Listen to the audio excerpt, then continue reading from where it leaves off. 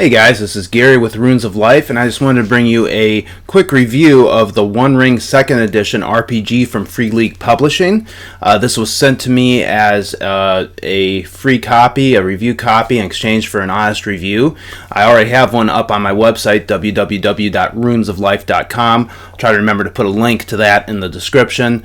But I wanted to kind of run through this, do a video review. I was also sent the physical copy as well, and let me tell you just to start out, if you are able to get the physical copy, this is a really well put together book. It has a nice feel to it. Kind of reminds me of the encyclopedias we used to have way back when. I know no one uses encyclopedias anymore, but way back when it had this sort of feel to this textured feel to it.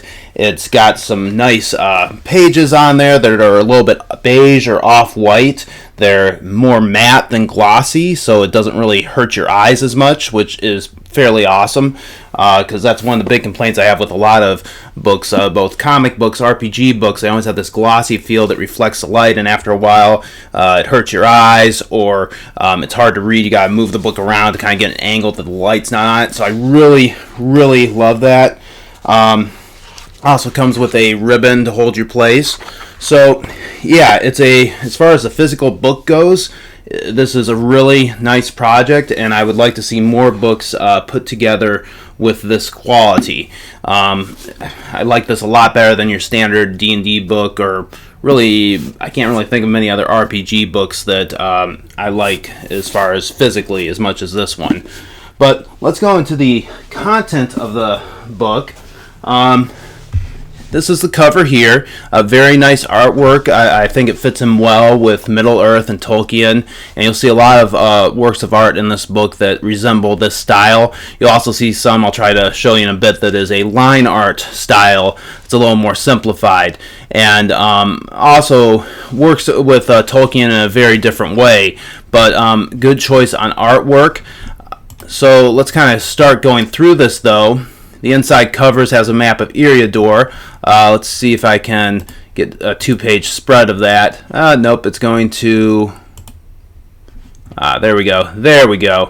So it makes good use of the cover, having a 2-page spread. Really like that.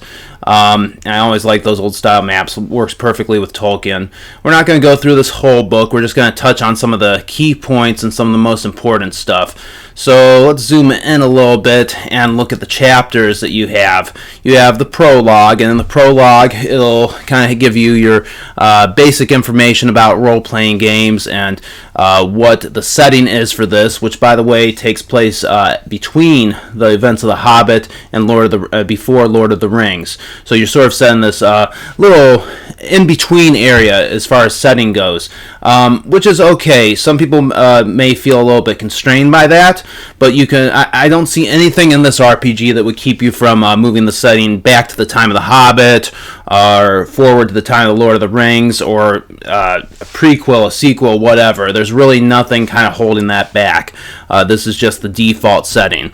But it gives you information on the default setting and the rules of the player heroes and the lore master and the structure of the game, which is divided into both the the adventuring phase, which is what you traditionally think of in an RPG. That's where all the action happens, and also the fellowship phase. Second chapter takes you all through action resolution, which is how you make skill tests, and we'll talk about that just a little bit in the character sheet. Third is on adventures. In other words, how do you make your adventures, the character creation process. That spills over a bit into characteristics in the 4th chapter, and valor and wisdom. That's all different character traits and traits for your fellowship, your group. Then it goes into the actual adventuring phase, right, and the fellowship phase. So the difference between adventuring phase and fellowship phase, like I said, adventuring phase is traditionally what you think of as an RPG, what you might think of if you think of D&D. The fellowship phase is like your downtime. What are you going to do when you're not adventuring? Then you have some tips for the lore master, and how to handle shadow points. So the shadow in this game can influence the players.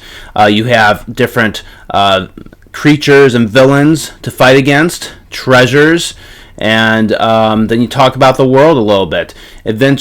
So we got a little bit about Eriador, which is where this takes place, but this goes into it further, talking about places like the Shire, let's see, Angmar, Mount Graham, Linden, and also kind of takes you through the when, where, what, why, and who of adventuring in Middle-earth.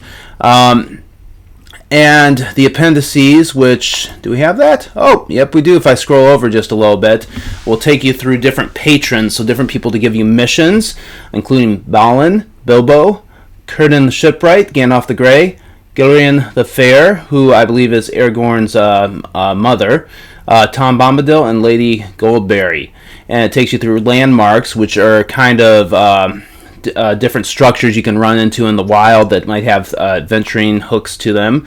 And then a sort of sample adventure using a landmark called the Star of the Mist, and a Nameless Things creation generator. And we will look at that for sure, because I really like that. Then we have the index, the character sheet, and the journey log. All right, so let's kind of dive into this a little more in depth, talk about some things I like, some things I don't like. So the basic mechanics as far as making a roll. When you're making a roll in this, you will always roll one 12-sided die called the feat die. And the feat die has numbers 1 through 10 on it, plus it will have a Gandalf rune and an Eye of Sauron symbol. So the Gandalf rune is like a great success. The Eye of Sauron is like a great failure. And if you get the Gandalf rune, no matter what you rolled, you will always succeed on what you did, right? Now, the Eye of Sauron is considered the worst possible result, just reading right here. When the feat die comes up showing this, it's not an automatic failure, but it counts as a 0. So at one end, it's an automatic success. On the other end, it's not an automatic failure. So I kind of like how they did that, that it's not just automatic failure because the other symbol is an automatic success, because that would result in a lot of frustrations. And probably the best way to explain how this works is to look at a character sheet. So let me find one of those for you. Let's see if this is going to be sideways. It's going to be sideways. Can I rotate it? I can. All right. This is your standard character sheet.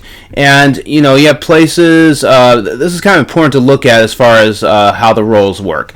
You'll notice that you have all your general stuff up here, name for your character, and heroic culture, cultural blessing, all this stuff up here. But I really want to look at for the roles are strength, heart, and wits, these three attributes.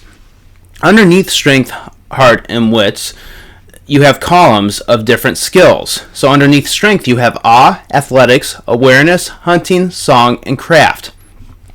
You also have your combat proficiencies underneath strength. Then you have heart. Underneath that, you have in heart and travel, insight, healing, courtesy, and battle. And under wits, you have persuade, stealth, scan, explore, riddle, and lore. And then these two things, rewards and virtues, we'll talk about that a little later. But the cool thing about this is that you're going to go through this and you're going to get your different ranks and you're going to put numbers in for all these. And everything that is under this column of strength, be it awe all the way down to craft to your combat proficiencies, will always roll against your strength target number. Everything that's under here, under heart, from in heart and down to battle, will always roll against your heart target number. And everything under wits, from persuade to lore, will always go against your wits target number. So you will go through and you'll make a character and you will get a rating for each of those things, strength, heart, and wits. And then you will take that rating, okay, and subtract it from either 20, or if you want to make it a little bit easier, or if it's a one shot where you're not going to level up, you might subtract it from 18. That will give you your target number. And then you're going to that is what you will always roll against when you're rolling a skill in one of those categories. So I will always roll hunting against my strength target number. I will always roll travel against my heart target number. I'll always roll riddle against my wits target number. So what's going to happen is you're going to go through, moving around a little, and let's say you needed to do something to see if you needed to build something, so you needed to use craft. And you have your stats in here, and you have 3 of these filled in. So you have a rank 3, right, in crafts. What that means is you would take 3 6-sided die, plus a 12-sided die, the feat die that you always take, and you would roll them. And then you would take the results of that roll and compare it to the target number. That always stays the same. If you meet or exceed that target number, you succeed. Same thing, if you needed to make a roll to heal somebody and you had a 1 here, you would take one 6-sided die plus the feat die that you always take and roll it against the heart target number. Meet that number or exceed it, you succeed. The same thing with your combat proficiencies. Those are always against your strength. So this makes for a really simple system that I like. I know it's very small, but as somebody who usually has to be the dungeon master, in this case the lore master, maybe the GM, whatever, not having that extra step of thinking, well, I need them to jump across this chasm. Okay, so that might be something like athletics. Now, the chasm's about this far, so is that a 10 or an 11? Or maybe that, no, well, that other thing I did was a 15, and that was just a little bit harder than this, so maybe this should be a 14. Not having to deal with that stuff, I really like it. It just speeds everything up a little bit, and that was something I really enjoyed about this system. It does take me to my first criticism, however. If you'll notice, some of these categories, some of these skills rather, are really weird for how they line up to their attributes. So for example, song, that's measured against strength. So somebody who's really strong would always be good at song. That's a little bit weird for me. There's a few things that are like that. Let's see if I can find another one. Athletics, awareness, hunting, song, craft. Craft. Somebody who's really strong would always be good at crafting something. It doesn't quite make sense sometimes, a couple of these things. Most of them are good, but there's a few that are a little bit weird. Now, I think why they did this is if you also notice that things don't just line up vertically, they line up horizontally. So, for example, if we take something like awe and hearten and persuade, those three things going across horizontally all seem to be related to somehow inspiring somebody, right? Whether you're causing them to have awe for you, and heartening them, encouraging them, or trying to convince them of something. Something like awareness, insight, and scan, those three are all skills that have to do with being aware of something or being able to figure something out or find something, right? They're all kind of in the same category horizontally. And sometimes I think they're just like, well, I don't know what to put with courtesy and riddle. I know song doesn't really fit with strength, but that's all we've got, and we need to have the song, so throw it under strength. So I think that was kind of one of the little weird issues. But because this works so nicely, I'm willing to overlook that. But some people may not like that the things don't quite line up all the time. Alright, so let me rotate this back to the way it's supposed to go, and let's go back to our table of contents, check out our next thing.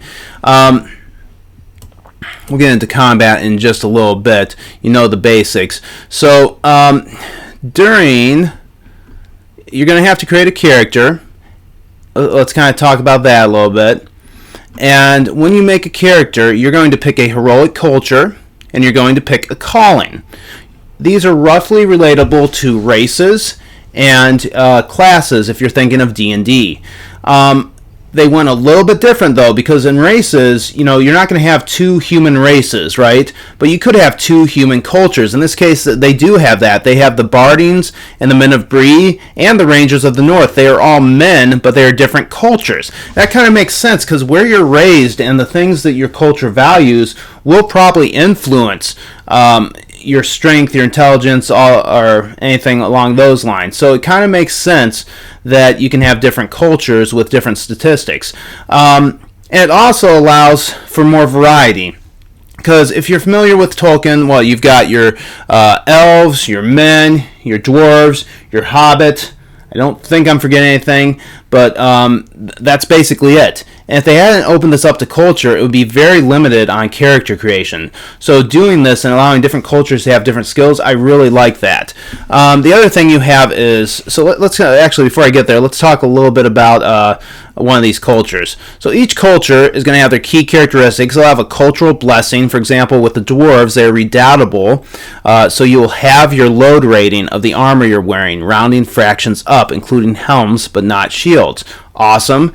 Also, I don't know how to say it, it's Nagram. dwarven adventurers cannot use the following pieces of war gear: a great bow, a great spear, and a great shield. They'll give you a standard of living. In this case, they're prosperous, and that will affect some things. And then you're going to pick your attributes. So your strength, your heart, and your wits. So you just pick one of these 6 things, or you could roll a 6-sided die, and you will get what your attributes are going to be. 7, 2, and 5 perhaps, or maybe 6, 2, and 6. Okay?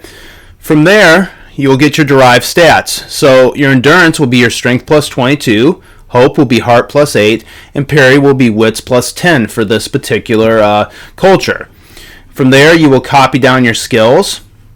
They give you the numbers right there, so you're not doing a lot of figuring or math. I really like that. It makes for some quick character creation and some simple, easy-to-follow stuff. And then you have 2 underlined skills that you're going to pick one of those 2 and mark them as favored, which we'll get to in a bit. You will pick your combat proficiencies. Okay, so you have a rank of 2 in axes or swords, and then you choose any other 1 combat proficiency to have 1. Then you'll have distinctive features that you can invoke to get bonuses. So, for example, you pick 2 of these. For dwarves, so you might be cunning, fierce, lordly, proud, secretive, stern, wary, or willful. And there's descriptions on what these officially mean in game terms later on. Talk about what languages a dwarf would know, some examples for male names and female names, and that's it for your first part of your character creation. So so you would copy all that onto your character sheet. It happens really quick character creation. From there, you would pick a calling. So let's see if I can find a calling. Now, a calling is like a class, but it's a little bit different because the way calling, or rather class in your traditional RPG is kind of like your job.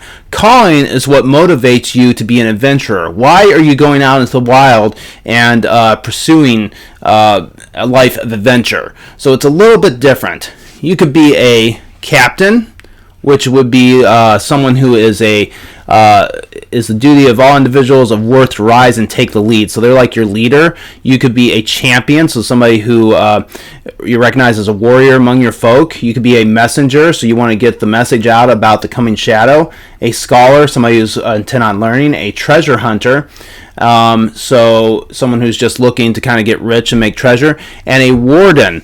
And it says, in this age of the world, when shadows grow deeper with every passing year, you have sworn to defend all who cannot defend themselves. You pick one of these, so let's say you're a dwarf warden, and your favorite skills, so you would choose 2 skills from here and mark them as favored. In this case, awareness, healing, and insight. Choose 2 of them, put a check mark on them, they're now favored.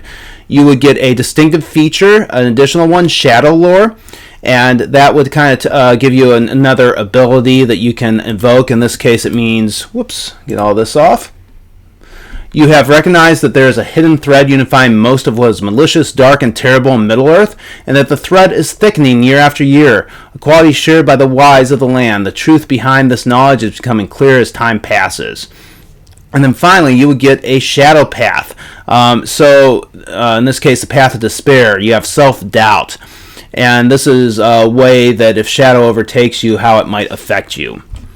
From there, you would choose previous experience, and you would use this chart to level up your skills or perhaps your combat proficiencies. And then you would choose your starting gear.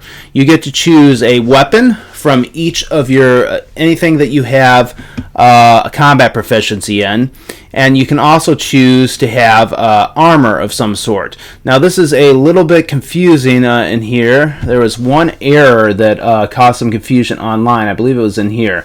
So starting heroes can choose one weapon for each combat proficiency for which they have rating, and their favored selection of armor, helms, or shields. Now this favored is a sort of a term used in this game, but this is not being used as the way it's used as a term, as a game term. It's just saying choose any armor you want, any helm you want, any shield you want. You get one of each, or if you don't want to carry the extra load, don't take it. But that favorite has thrown a lot of people off because they think that it is a gaming term because that's how it's used most of the time in here. But that's not how it's being used here. It just means select one piece of armor, one helm, one shield, or you don't have to take it if you don't want to. You'll record it. You'll get a protection score. Alright, so let's go to the next thing. After you do that, after you get your useful or your gear, you'll get your traveling gear, which is just your general stuff, what you'd wear. You know, if you're going during the winter, you'll have something warm. It's not really anything that's gamified. And then useful items. Depending on if you are poor, frugal, common, prosperous, or rich, you would get a number of useful items that would each one would line up to a skill and give you a bonus when you roll using that item. Finally, if you might get a pony or a full-sized horse, depending on if you are rich enough. I believe if you are prosperous or above, let me see. Number and quality of the mounts available to the player heroes depend on their individual standard of living. There's a table below. So if you're poor or frugal, you do not afford a mount. But if you have common, prosperous, rich, or very rich, you would get some sort of a mount that can help you carry things. From there, you would choose a starting reward and virtue, both set at 1. You get ranks in them. And those are based on 2 skills called Valor and Wisdom. Abilities granted by gaining a new rank in Wisdom are called Virtues. Those for Valor are called Rewards. So Virtues give the player heroes access to a peculiar ability of their folks. Rewards are upgrades that enhance a hero's war gear. So you would get one of each of those. And for example, the rewards might be something that you put on your weapons, right? So you might make it close fitting to give you +2 on protection. You might make it fell to raise the injury rate of a weapon. You might make it reinforced to increase the parry. As far as virtues, you might have the confidence virtue to raise your hope by 2, or nimbleness to raise your parry by 1, prowess to reduce one attribute target number by 1, or you might choose a cultural virtue, which is specific to the culture, and there's a whole list of those. Then you look at the company and you choose a starring patron who's going to give you your missions. What's your safe haven? So where did you meet? Where do you kind of go back to be in safety and to kind of recuperate? You determine a fellowship rating and choose a fellowship focus. So who on your fellowship, who in your team that you're traveling with, do you have a particular bond with? And that, for the most part, is character creation. They do have rules for experience points and how to advance your character, but for the most part, that is it. Very easy character creation, aside from that one little error in the text, using the word favor to make in italics to throw people off. That is the one downside for that. But, so that takes us through the first, 5 chapters a little bit. We have a little bit on virtues here, but those are just specific virtues for your races: Barding, Dwarves, Elves, Hobbit, Menabrea, and Rangers of the North. So then we go into the adventuring phase. It talks about how combat works. So combat is interesting. So what's going to happen is, if you are far enough away from each other, you are going to be able to make opening volleys. So that means that anybody with a ranged weapon is going to be able to make an attack from far away. If they're super far away, you might be able to make 2 sets of opening volleys as you're starting to close the distance. From there, you're going to move into close quarter rounds, of course, being careful surprise attacks. If anyone's taken by surprise, obviously they, just like any other RPG, would be at a disadvantage there and not be able to participate because they are surprised. But for example, if you're ambushed when enemies are trying to take the company by surprise, all player heroes in the company must make an awareness roll. If you fail that roll, you're caught off guard and you won't be able to make opening volley roll nor take actions in the first close quarter round. If you go the other way, you're making a stealth roll, and all players participating in an ambush succeed in their roll for the surprise attack to succeed. If the ambush attempt is successful, the surprise enemies won't be able to make opening volleys or attack in the first combat round. Once you have closed the distance and you are in close combat, there's going to be 3 steps. You're going to choose a stance, you're going to engage, and then you're going to have action resolution. So what does that mean? So we've closed the combat, we've done our opening volleys and thrown our ranged weapons, either bow and arrow, spears, whatever, and now everybody on the hero side is going to choose a combat stance. There are 3 close combat stances: close, open, and defensive, and 1 ranged stance, rearward. And from each individual character will choose if they're close combat, and or ranged, and if they choose close, they have to say forward, open, or defensive. So what does that cause to happen? Well, if you choose to be close combat, you will gain, your attack rolls will gain a die, and all close combat attacks aimed at you also gain a die. So that represents that you gaining a die kind of represents that you are just going all out attack and you are going to hurt them really bad. The enemy also gains a die against you, though, because you're not being careful against them trying to harm you. And then you also get a combat task, Intimidate Foe. We'll kind of go back to the combat task later. If you choose the open stance, this is just you're being you're fighting, but you're also being defensive. You're not being either. You're just kind of being average in how you're fighting. There's no advantages or disadvantages, and you can rally comrades. Defensive stances is you're being very careful in close combat. So all attacks aimed at you lose a die, but because you're being careful, you're going to lose a die in your attacks. And then finally, you combat task for that would be Protect Companion. Rearward stance, you're in ranged combat, and you can attack your adversaries using ranged weapons and can only be targeted by attackers with similar weapons. All right, and the only way you can get there to get a rearward stance is if the total number of enemies isn't more than twice the number of adventurers in the company. So you have some prerequisites there. Furthermore, for each player hero in rearward, there must be 2 other adventurers fighting in close combat stances. So they got to be able to protect you, basically. So you choose your engagement. And you choose your stance, and from there you're engaged. Now there's 2 situations, right? You might have more enemies than player heroes. In that case, the lore master assigns opponent to each unengaged player hero fighting in close combat. Then for each remaining foe, the lore master chooses between engaging a player hero in a close combat stance who is already engaged or standing back, possibly to attack using a ranged weapon. Players who stand back to use a ranged weapon may attack any player hero involved in the fight.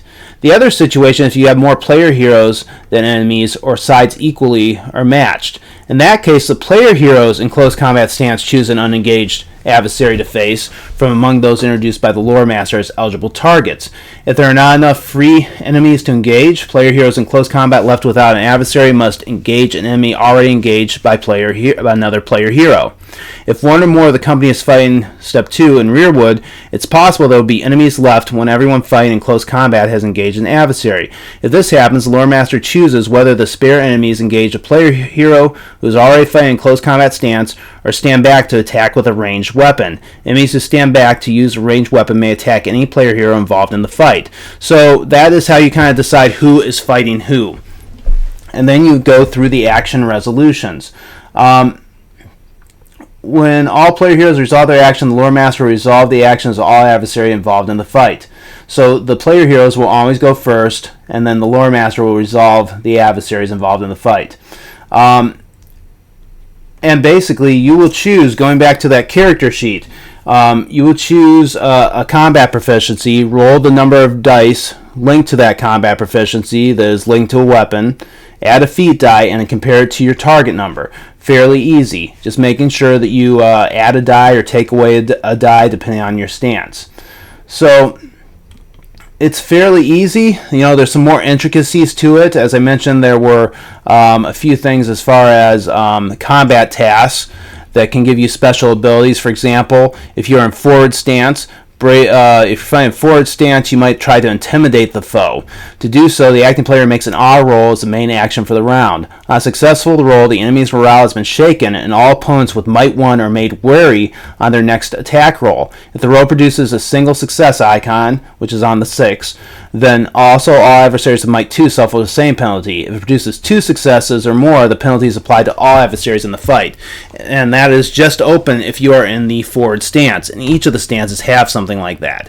It makes for some simplified combat in the sense that it's abstract, but it also gives you, it's not just like, all right, I'm going to attack them. You have to make some conscious choices of, okay, I want to be in this stance, and I'm going to use this ability in that stance. I really like the combat. It does take a little bit to get used to, but overall, once you get it, it makes it fairly quick. So There are other systems in this. They have systems for council. In other words, you are meeting with someone and trying to request something from them. And, just like in Lord of the Rings, they would always meet with somebody and try to get them on their side. And it has rules for running those councils. It also has rules for journeys. So you're going to Lord of the Rings. It's been called a walking, movie, right? They're always walking.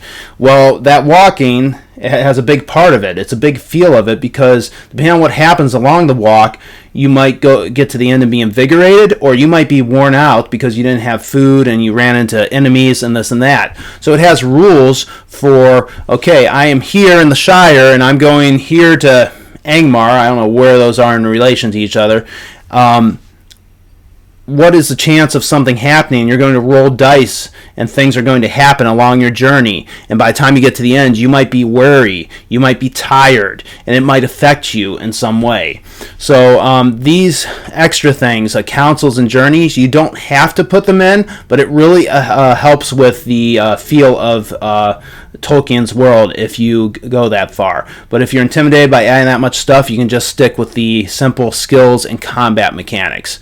All right.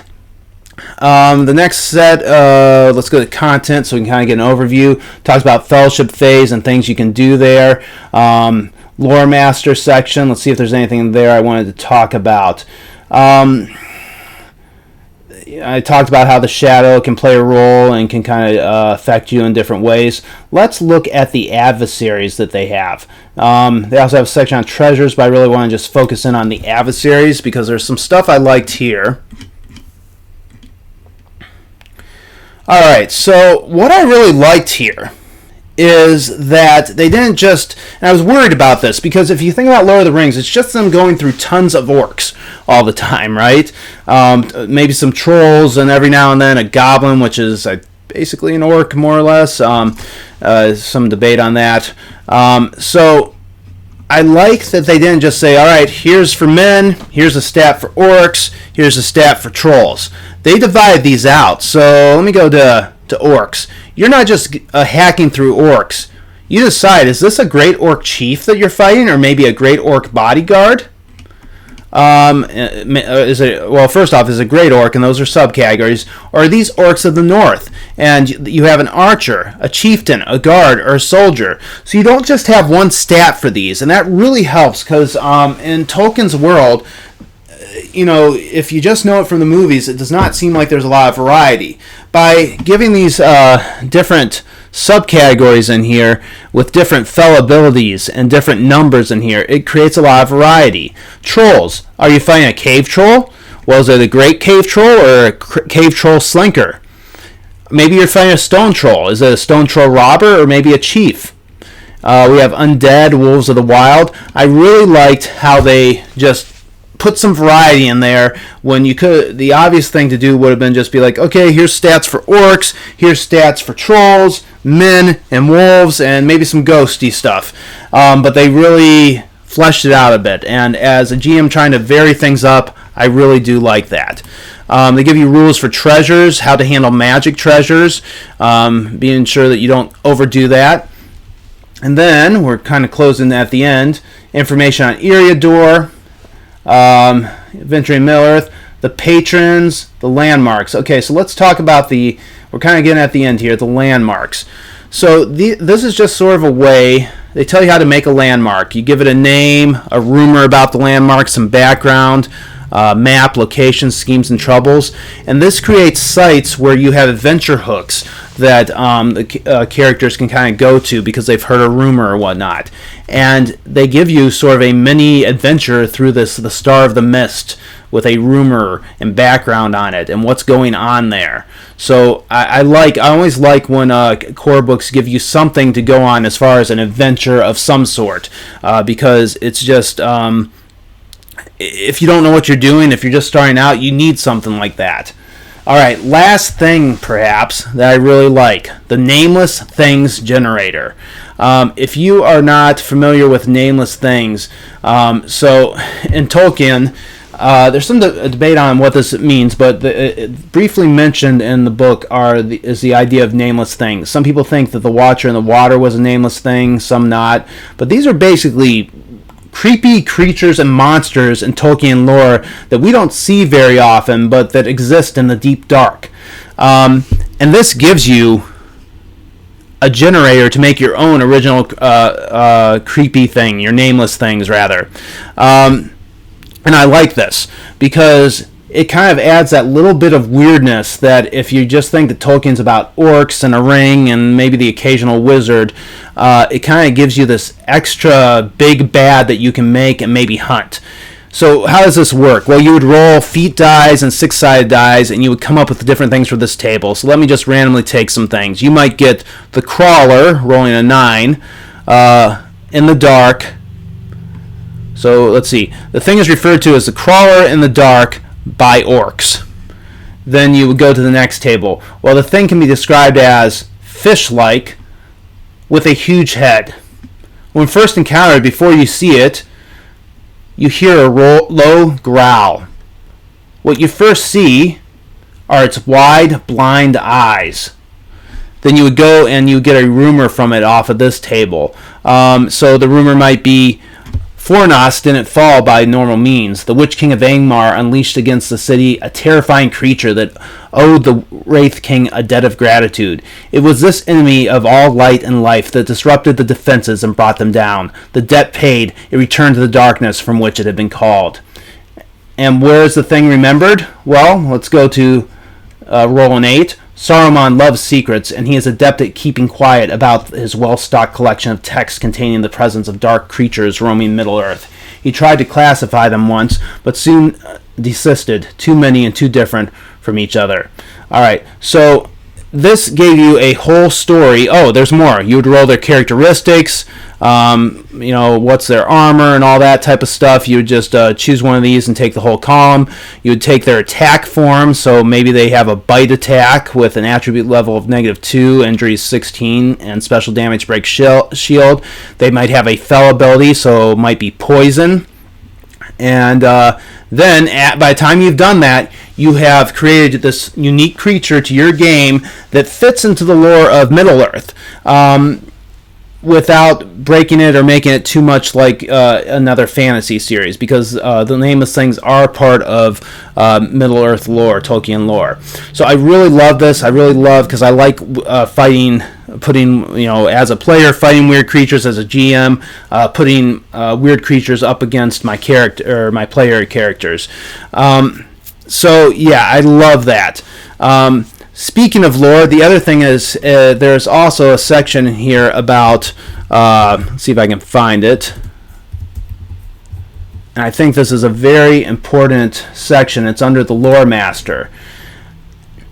Talking about canon, okay, in Middle-earth, because a lot of people are intimidated that they don't know everything about Tolkien, and their players are going to get on them and know more stuff than they do. It kind of talks about how J.R.R. Tolkien would change the things over time, and that also that there is the idea of the unreliable narrator in the books. How to work with and around the lore without breaking the rules, and trying to encourage you to just enjoy the game rather than worrying about getting every last thing perfectly right, having to read every last Tolkien book and History of Middle-earth book. So I really think that was an important part of this book, and I'm glad they put it in here. So after looking at the whole thing, I gotta say that I love this RPG. It's become one of my favorites. I would probably give it, a 9.5 if I had to rate it. It's when I played it with some of my friends, we played through one of the starter kit adventures, and it was just so neat seeing how it invoked the feel of Tolkien. I mean, there was one point where they were just singing, just goofy songs, because that's what it encouraged. There's a song skill, so why not use it? So I love that. This is a perfect RPG to evoke the feel of Tolkien, and I can't give it higher recommendations if that is the type of adventure you're looking for. It's low magic. You're not going to be playing as a wizard, because that would just totally unbalance everything. I know Gandalf might be your favorite, but you have to realize he's basically like more or less an angel in human form. So that kind of unbalances things. But if you're okay with low level and you want something that evokes the feel of Tolkien, definitely get this game. It is awesome. I personally cannot wait to get another group to play it again. So I hope this kind of informed you on what this was about. Hope that you enjoyed this. If you have questions on the game, please let me know. If you hit, likes, comments, all that stuff helps. Yeah. Thank you very much for taking the time to listen to this, and I hope it helped you make a decision on whether this game was right for you. All right, thanks.